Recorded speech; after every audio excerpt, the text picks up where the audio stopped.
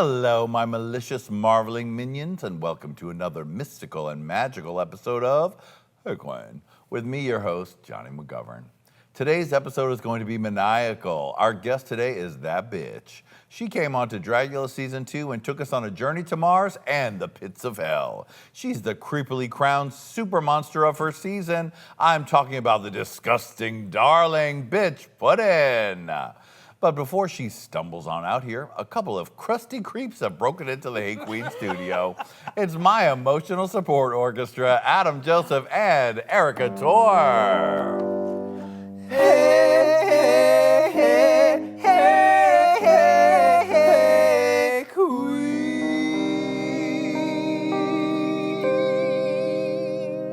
Oh my goodness, something a little spookier today, eh? Extra spooky, you know. The two of you look like a 80s electro duo on tour in Japan. That's right. That's right. Work it out. Oh my goodness. Adam Joseph finally got that bang piece permed. And doesn't that look wonderful? This is actually my natural hair. I decided to bring it out just once. Well, are you guys feeling spooky and scared? Because Bitch Puddin's on the show. I'm dying to see her. The anticipation is killing me. Oh, the puns are killing me. Let's get to it. Hit it, emotional support orchestra. Try and comfort her, you know you shouldn't. Hello, uglies, it's Bitch Puddin'. And we'll be back with Bitch Puddin' right after this very gay break.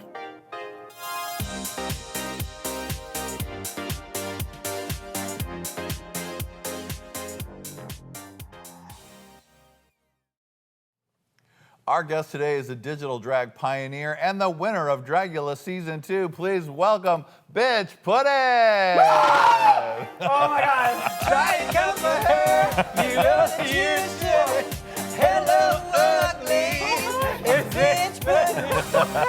Oh my God, Bitch Puddin'. Did we wake you up, sweetie? I'm sorry, this year's been a fucking nightmare, bitch. Been going through hell.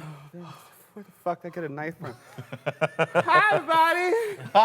Yay! It's bloody good to see you, Bitch Puddin'. Thanks. Honey, looks like the quarantine has been rough on you. I got the COVID-90 going on, for sure. I don't know about y'all, but I've been eating a lot. I've had a corset for you guys. I've not corseted in months. We appreciate that. Because digital drag is from here up. You don't see anything like that, and then you're just like, oh, bitch, you gotta, okay, hold on. You gotta put the corset on, because the kids will zoom in. They will. You're gonna zoom in, I know y'all. Hi, hope you're watching this while you take a food. That's why I have this trusty desk. Yay! Smart. If y'all ever get a show, get behind the desk. Right, exactly. I'm like, I'm never doing anything without the desk ever again. He's in a jockstrap the entire time. Legendary. Bitch Puddin', let's not waste any time, honey. It's time for the tea.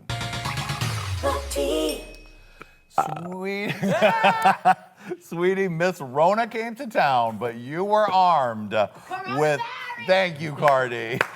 You were armed with the talent, the know-how, and the chutzpah to start your own digital drag show on Twitch, which became a runaway smash hit. It was super crazy, super fun. But yeah, it just, digital drag came about. Basically, I had a gig cancel. We were supposed to do the Final Fantasy VII launch party. For those who don't know, I'm a huge gamer. I'm a nerd. I look like a Dead by Daylight character right now. Hey, how you doing? But literally, this Final Fantasy party got canceled. I was like fucking pissed. The night before, I just did a gig with Alaska and Willem, and it was called the Trixie Chicks, where they were all dressed up as country singers, looking like Trixie Mattel.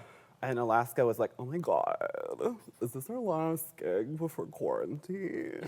And I was like, me and Willem were doing her like, hope not. And then literally the next day, like, everyone's like, everything's off the shelves. There's no fucking food anywhere. And you gotta go get it now. And like, Ralph's looks crazy. And like, it just got all serious. And I got home and I was like, fuck, like, what the fuck I'm gonna do? Like, we're performers. And I literally saw everyone, regardless if it was Susie Q hosting, drag bingo down the street to like fucking winners of Dragula and RuPaul's Drag Race posting their Venmos, Cash Apps, and PayPals being like without work for the foreseeable future.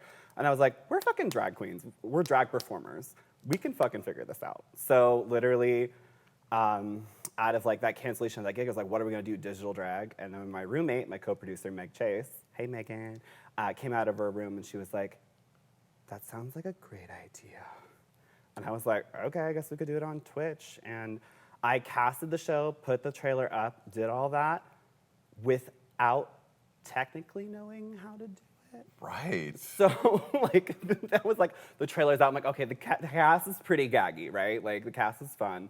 But literally, like the next day we were in Paper Magazine. I was like, oh wait, shit. Like, and then I got carried away with the press. And then it was like Wednesday night. It was like me and Megan were like, we don't know how to do it right. And the whole show, our very first show, was all live because that was part of like what we liked about drag was like the live element. Because if a girl's wig flies off, that could probably be part of the best part of the number, right? Right. Because you could like recover or be the worst part of the number, but it's online later and you can watch it back in reverse. For instance, there's a video of me falling off of Atlanta Pride stage, 9-foot platform, super fun. Kids, it's really great. Anyway, regardless, like live drag is super fun, right? So that's what we wanted, and we got us the show, and in the middle of the night, my friend 8-Bit Dylan, Hype 8-Bit Dylan from Twitch, we were like trying to like telecast it, because we were trying to like delay the music and make sure like regardless of what cell phone connection or Wi-Fi you were using, that it was kind of like all the same. And Right. we tried our best to make it as good as we can. Y'all watched, it was like a B+. Maybe C for creative, right? But yeah, we figured it out, and it was super fun. Like in the middle of it, I literally, like when we finally figured it out, I was like, I got like the biggest rush of my life. But right before, we were like so frustrated, we were like so close. I'm like, my grandfather did like, was Houston, we have a problem? He was Houston. Wow, Yeah, really? he was like, oh bitch, I gotta figure out the mathematical problem. Like he was in. Hi, Grandpa. No, I'm saying hi to everybody because it's social. We're COVID. I'm not seeing anybody. Gotta do what you gotta I'm talking do. to people. Whatever it takes, All right, bitch. this is close. Okay, maybe had one dick appointment during all this, but this is the closest I've been to people in a minute. So like in the middle of all that, I was like, holy fuck, like my grandfather got us to fucking move. I can figure out this shit. And we figured out in the 8th hour and did the show. And within the first 10 minutes after DJ Mateo's DJ set, we were at 10,000 live viewers. Wow. And over the course of that show, we had over 70,000 viewers. And then it took off, honey. It went like gangbusters. Yeah. It just, people were responding, and I was like, yeah, we can keep it going. But, you know, a lot of people have kind of, like, copied our business model. And, like, people yeah. might be shady about that. But, like, you know, this is a pandemic. And I made the show specifically because when I saw all my friends, all people that I'm inspired by, like, people that I value, just post their Venmos, Cash App, and PayPals without work. And, like, I don't know what I'm going to fucking do. And I literally did the show to help performers in my community. So if you took that business model, if it worked for you, great. Like a lot of, like I can't cast everybody in a fucking show. That show would be like all week long.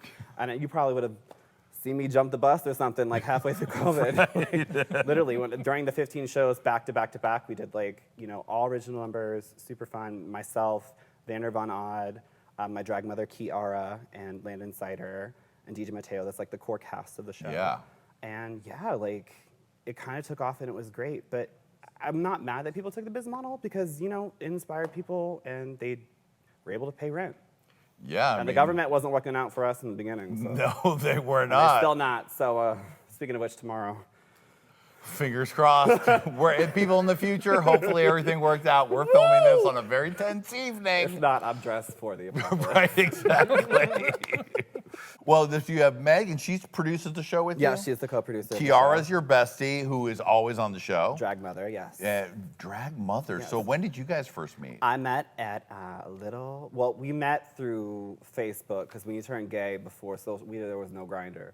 So when you come out as gay in college, you added everybody you knew. I added everybody I knew in Virginia Beach that was gay. And I was like, how y'all doing? And we became friends, realized we both like Final Fantasy. She saw me do drag. I got started in drag actually in Savannah, Georgia, SCAD, Savannah College of Art and Design. And everyone was like, you know, coming up with their character. And I literally was like, I want to be the girl that looks like she got fucked by a lacrosse team and then showed up to work. I want to be like the fun one. Everyone's like, I'm going to be Jessica. I'm going to be Monica. I'm like, no, I want to be like the fucking slob whore that's like really late and like, hey, how you doing? Where was I? It's a lot. How were you meeting Kiara? Oh, how I met Kiara. So when I got back home for Christmas break, she was like, bitch, you need to bring bitch back with you. I'm doing drag now. So I was like, okay, I kind of took drag. It was super fun, right? Like we did a charity show, raised money for Equity Fights AIDS, and it took off. But like when I got back home, I thought it was just a one-off thing, right? And I saw her do a show, and I literally, very few performers have ever done this to me, where Eva Destruction's one, where when the second they hit the stage, you're their bitch, and they own you. They fucking own you. You will drop your drink and just look at them the entire time. And that paralysis is something that's like so. She did that while looking like a fucking video game character and doing like Lady Gaga's art pop. And she fucking blew my mind and looked like fucking Katana and was doing backflips and doing all this shit. And I realized then I could be like that 80s video game vixen and combine it into, you know, those characters that I grew up playing when I was bullied and hated myself. I could like become this video game character myself and have fun. So that's what she inspired me to do.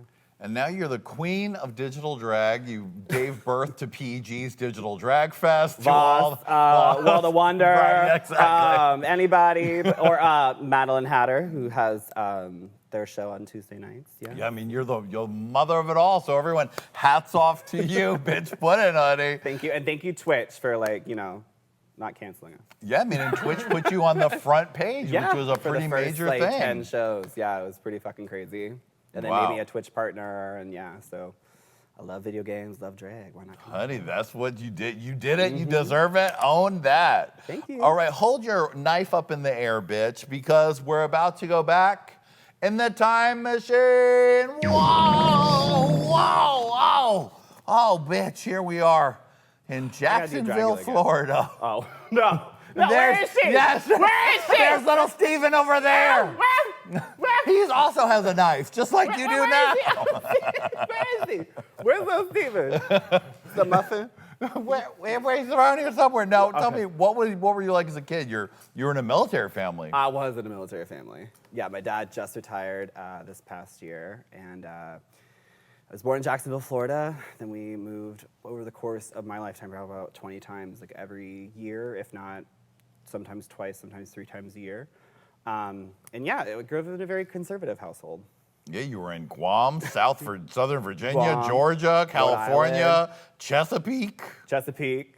Now, Yeah. that's your Virginia hometown. Yeah, Chesapeake, Virginia is kind of my hometown. But I say Steven's hometown. That's my Muggle name. But like, we can't say that anymore. Fuck you, J.K. Rowling. I agree. Okay.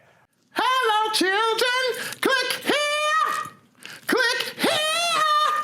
And subscribe. You're welcome.